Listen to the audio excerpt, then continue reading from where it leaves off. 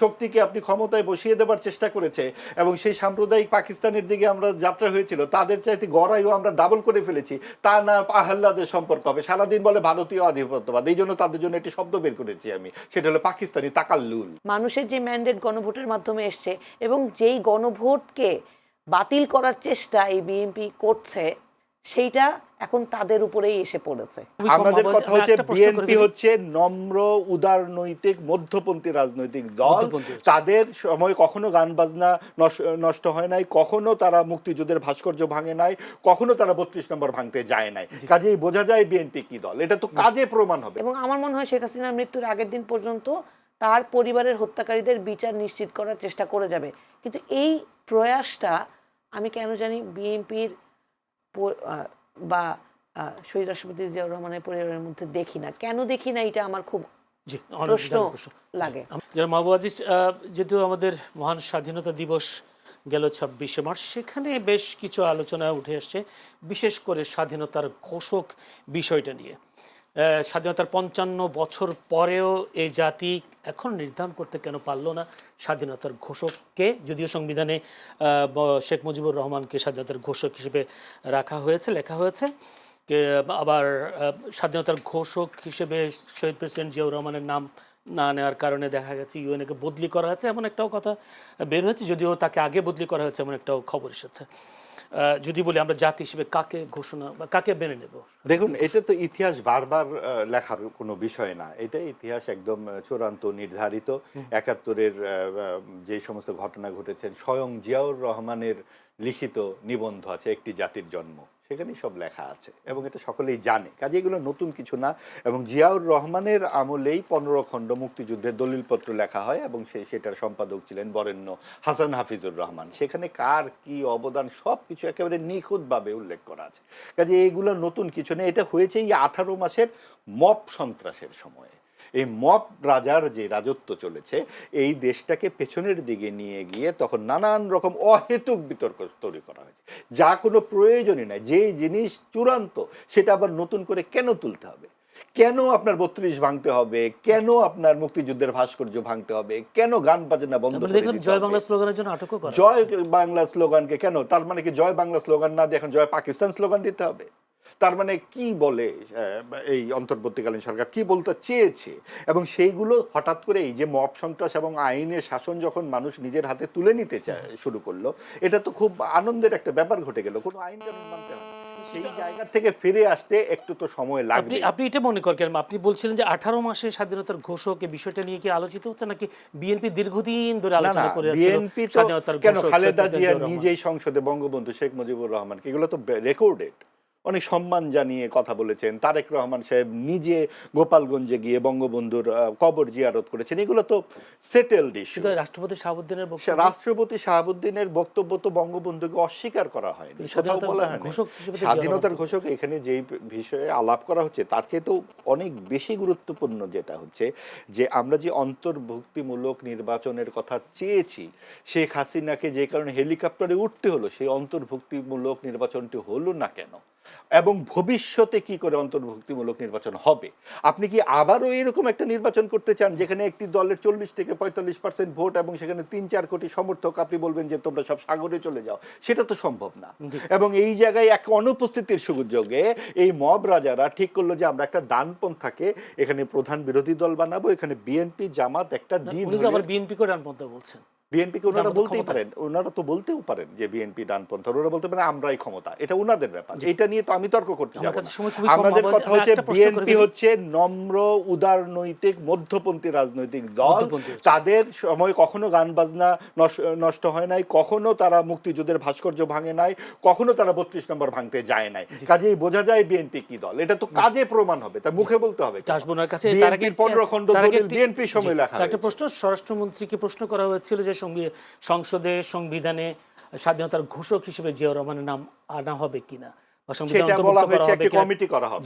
উনি বলেছেন একটি কমিটি করা হবে এবং অবশ্যই একটি কমিটি করা উচিত এবং সেই কমিটিতে নিশ্চয়ই ১৫ খণ্ড দলিলপত্র আনা হবে। কাজেই যেটা সেটেলড ইস্যু সেটা নিয়ে নিশ্চয়ই আর বিতর্ক হবে না।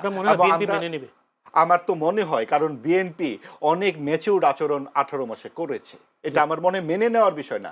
যা সত্য, এখানে আলো জ্বলছে, এখানে কি মেনে না নেওয়ার কিছু আলে যে এখানে আলো জ্বলছে না আমি বলবো? জি, ধন্যবাদ। যে হুমায়ুন যদি বলেন যে স্বাধীনতার ঘোষক নিয়ে এত বছর পর কেন বিষয়টা বিতর্কে আসছে, যদিও আসিফ মাহমুদ বলেছেন যে সংবিধানে শেখ মুজিবুর রহমানের নামই আছেন, সুতরাং এর বাইরে যাওয়া যাবে না বা এটা তো সংবিধান লঙ্ঘন হবে।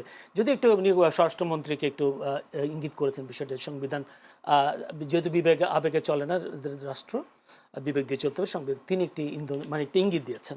আপনি কি মনে করেন স্বাধীনতার ঘোষক যদি বিষয়টা যদি সংসদে উত্থাপিত হয়, বিএনপি কি মনে হয় যে আবার সংবিধানে অন্তর্ভুক্ত করবেন শেখ মুজিবুর রহমানের বিপরীতে?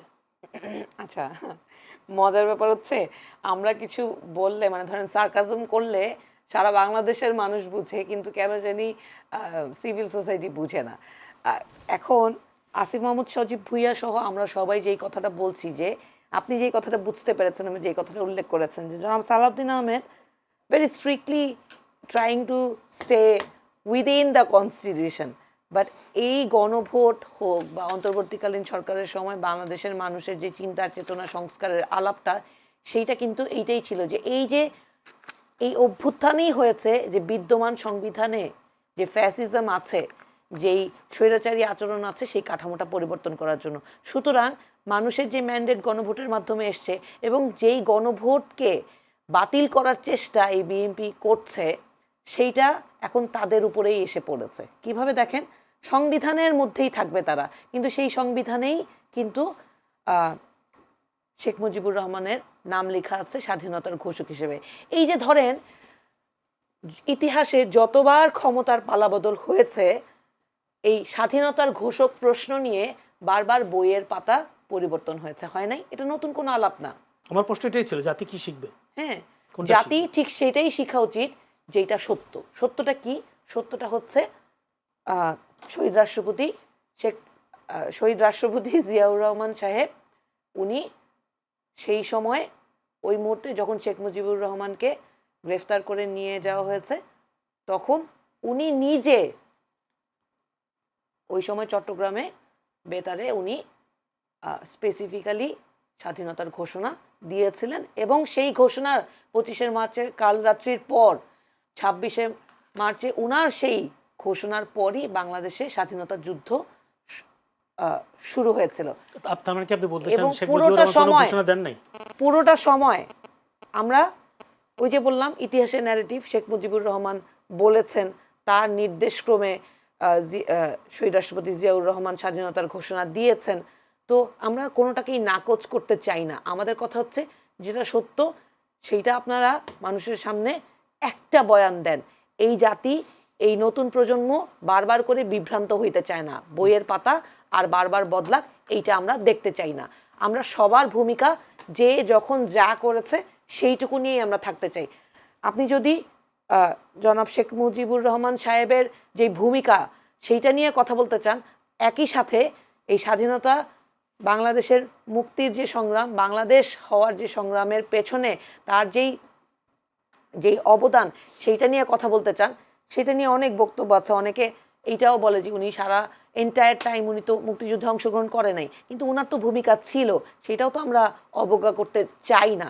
কিন্তু দিন শেষে ক্ষমতা গ্রহণ করার পর উনি যেভাবে বাকশাল গঠন করেছিলেন, ক্ষমতা গ্রহণ করার পর যেভাবে রক্ষী বাহিনী মানুষের উপর অত্যাচার জুলুম চালিয়েছিল, সেইটাও দুঃখজনক।